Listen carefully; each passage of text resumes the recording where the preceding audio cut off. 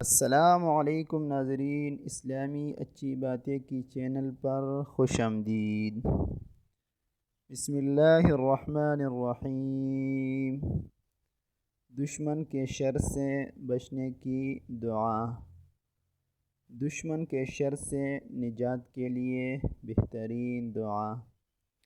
اگر کسی شخص کو ہر وقت دشمن سے خوف رہتا ہو یا اس کی دشمنی بڑھتی جا رہی ہو تو دشمن سے حفاظت کے لیے اس آیت مبارکہ کو 11 مرتبہ روزانہ پڑھیں۔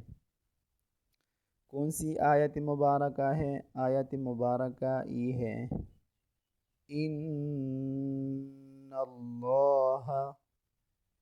ان اللہ یدافع عن الذین آمنوا ان اللہ یدافع عن الذین آمنوا ان اللہ لا يحب كل خوان کفور ان اللہ لا يحب كل خوان کفور۔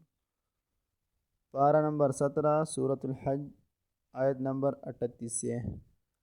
اس آیت مبارکہ کو دشمن سے نجات کے لیے ضرور پڑھیں۔ اگر ویڈیو اچھی لگی تو چینل کو ضرور سبسکرائب کریں اور اس کے ساتھ بیل کے آئیکن کو دبائیں تاکہ نئی آنے والی ویڈیو کی اپڈیٹس آپ کو مل سکیں۔